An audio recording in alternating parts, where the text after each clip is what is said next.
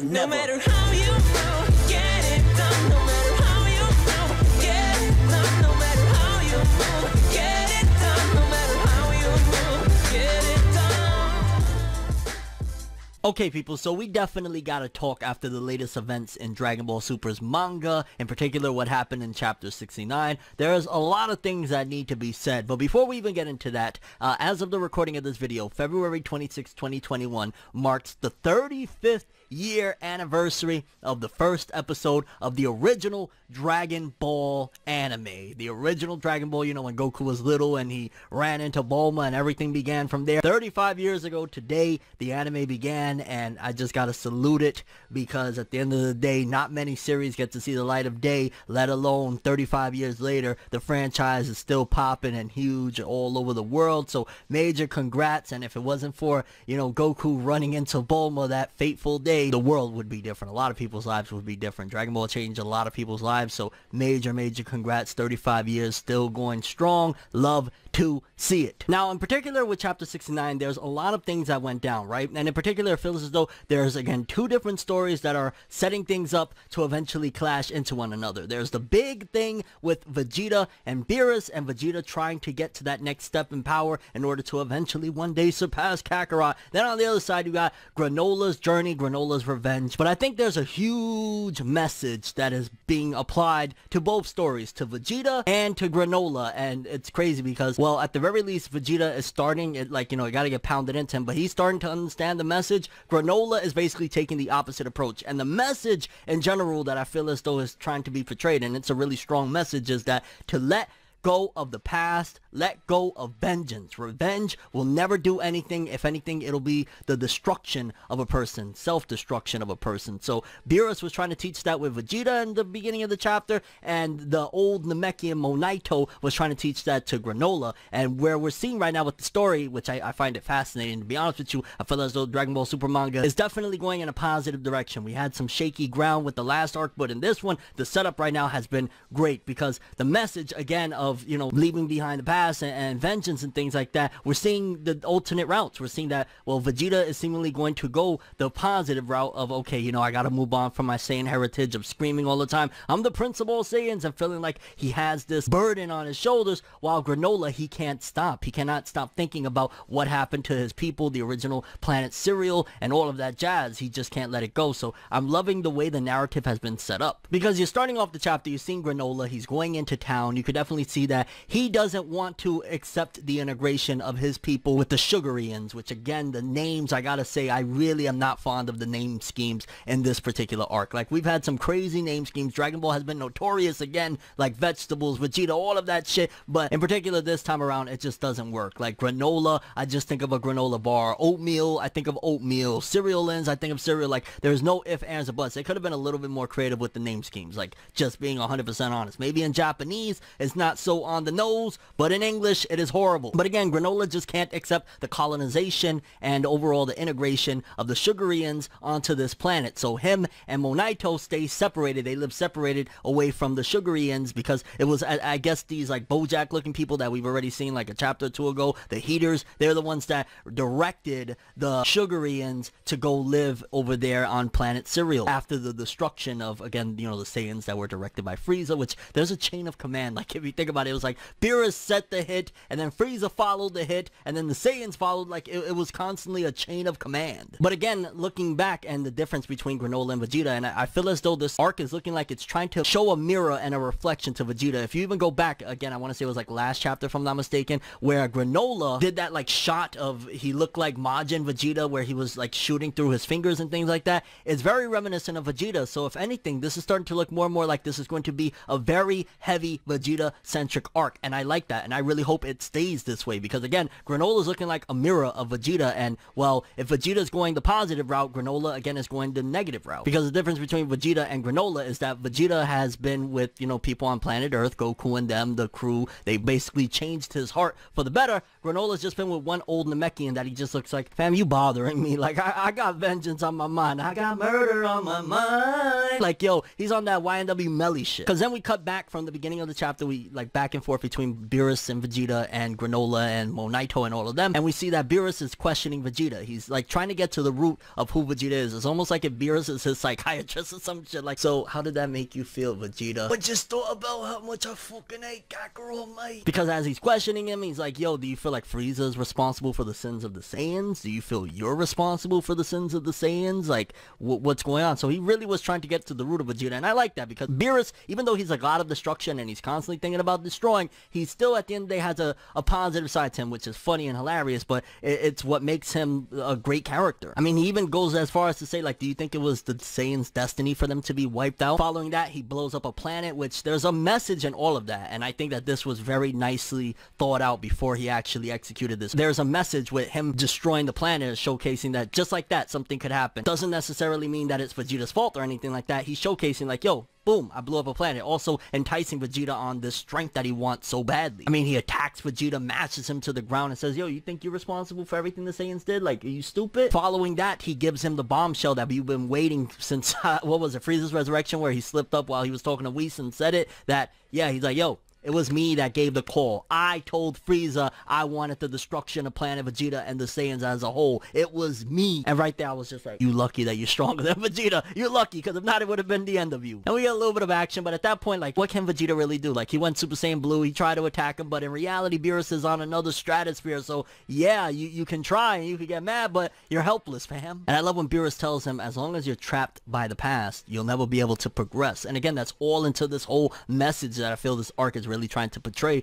early on, is that being trapped by vengeance, being trapped by everything that you went through is never going to let you progress. You got to get over the past. Don't get me wrong, you do not forget for a second, but you can't keep on being held and stuck and bound by it and feeling regrets and all of that stuff. And seeing the levels to this shit of Beerus using Hakai, and he just held back enough to like knock Vegeta unconscious for a split second, busting his armor. Whis is like, yeah, you know, he held back. That was something light. That was something light. And once again, just reaffirming the whole thing that he's trying to teach Vegeta. I always think about destruction constantly, and if you want this type of power, you got to get rid of those lingering thoughts that don't mean nothing. With that classic line that I really love, before creation comes destruction. I love that shit. Beerus, one of the best additions to the Dragon Ball franchise. Ever since Super, he has been, him and Whis, but especially Beerus, has just been phenomenal, and seeing him being an instructor, he's a better instructor in my opinion, or at the very least from a narrative standpoint, more of an interesting instructor for Vegeta, or just in general as an instructor, than Whis, because Whis, he's an angel, he's still a good guy, he's funny.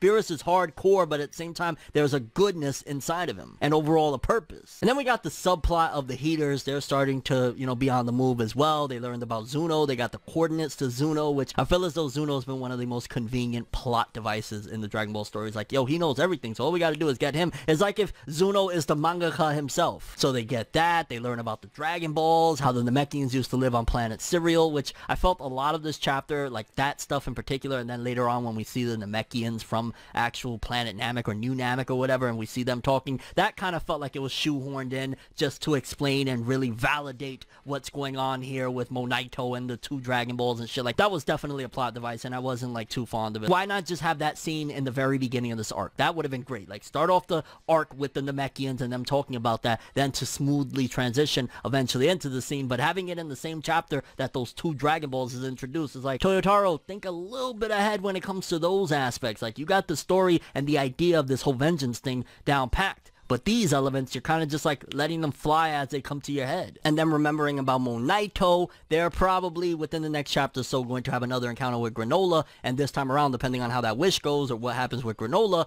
it's going to be war. Which, if you think about it, it's almost as if Granola, like I've said, there's a comparison between Granola and Vegeta. It's almost as if Granola is old Vegeta prior to the change he had at the end of Dragon Ball Z. Then we cut back into the scene of Monaito and Granola. Granola telling him like, yo, Frieza's returned. Which it seems as though Granola would love to change Monaito's mind, but you can see that Monaito's mind is very set up, very made. He's like, yo, the Dragon Balls are not meant for vengeance. Don't even think about it. Leave them shits alone. I will slap the shit out of you. You touch them Dragon Balls, fam. And he keeps on pushing to him, yo, leave vengeance alone. It's kind of even reminded me of like Goas and Zamasu, like back in the Goku Black arc, where Goas was trying to teach him and he just wouldn't, like, you know, he was stubborn about it. Except this is again more about vengeance, where Zamasu was more about like, you know, this is like, that's not order, that's not what, you know, mortals need to go. He's more so like, just, I can't let go of vengeance. Like, he keeps on, he's ingrained it into his mind to the point of he lives exactly in this particular part of town so he can see his old hometown and keep on reliving over and over again what happened when Bardock and them attacked. And then when we get to the scene of Granola watching a commercial and they like, yo, breaking news, we found this ball, like very, very convenient. I'm like, there was so many other creative ways you could have done to like bring the news to Granola that here's the whereabouts of that Dragon Ball without having a dragon radar. I'm just like, okay, Toyotaro, alright. And he goes and steals the ball, and now with 2 Dragon Balls, because this is like again been introduced in this arc that there's a dragon that only 2 Dragon Balls can grant wishes, which okay, I'm not fond of that idea either. Like, there's a lot of things about this arc so far that I'm really liking, but these small little things that you could argue is nitpicks or whatever, I'm just not fond of. Like 2 Dragon Balls and this info all being not necessarily dumped. It wasn't like a large amount of shit to cover or anything like that, but it just feels like it all came too quick. Like, this should have been spread out within the last 3 chapters. And after he steals the ball, he summons the dragon and asks the dragon to make him the greatest warrior in the universe, the strongest, whatever you want to call it. And a couple things come to my mind. For starters, since there's only 2 Dragon Balls, like, you know, there's going to be limitations to it. So will it be even strong enough to be able to grant that wish? Can it? It's not like we got the Super Dragon Balls. Super Dragon Balls, hands down, no problem with that wish. But I could see the dragon saying, yo, that's beyond my power. Like, I'm 2 Dragon Balls. What are you doing? Also, the fact that Monaito, he had a conversation just before that where he was like, when I die, those Dragon Balls go with me. I wonder if they're going to like pay an homage to, like, remember when Guru died in the middle of them asking the dragon for wishes and shit like that, and the dragon vanquished? What if the same thing happens right here, where like he asked the dragon maybe says like, I can't do that per se, you gotta ask for something like slightly less, you know, as crazy of a wish. And then maybe right when he has the best idea of like, okay, it'll be a happy medium, it's not as crazy as that, but I'll still be stronger, then Monaito dies,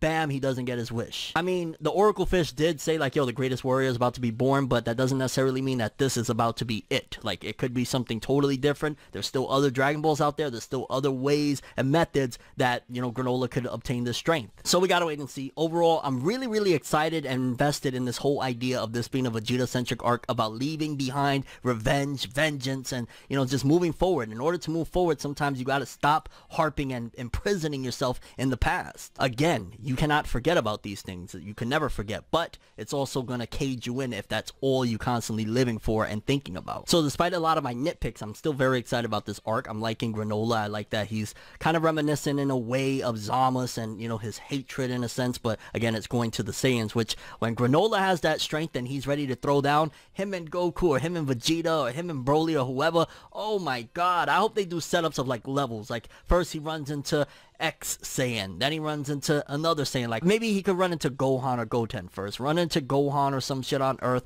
wipe him out. He has to dip out of Earth for whatever reason. Maybe he gets a call from Monaito that he needs his diaper changed, then he comes back and maybe fights Broly on another planet, like something like that, you know, leading levels to this shit. And also those 2 Dragon Balls to grant this wish. I really hope that it's like, yo, it's only 2 Dragon Balls, it shouldn't be that strong. I'm curious about what you guys think about this. How do you feel about these 2 Dragon Balls, this new dragon? What do you think about Monaito and then the Mechians, that they originally came from a different place? Your thoughts on the parallels between Granola and Vegeta, how almost Granola is Vegeta prior to the character development of being with these people and forming a family on Earth, and where do you see all this going? The Vegeta power-up, the scenes with Vegeta and Beerus, like a lot to digest, but I'm still liking it. This is honestly a lot better in my opinion than some of the stuff that we had in the previous arc. Toyotaro could tighten things up and make it flow a little more smoothly. Any overall thoughts and expectations with Dragon Ball Super Chapter 70 and beyond? I'm expecting 70 to be a big chapter, you know, 7 Dragon Balls 70, so that'd be interesting. That's all I have for this one. Thanks for watching. Hope you enjoyed. If you liked anything I had to say or enjoyed the video, drop me a like. I'd greatly appreciate it. And if you want more from me, make sure to subscribe. Follow me on Twitter,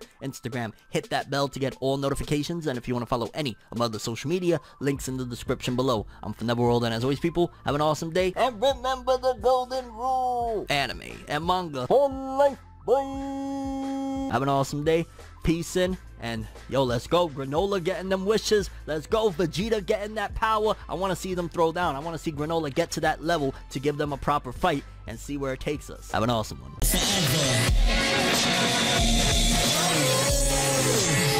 You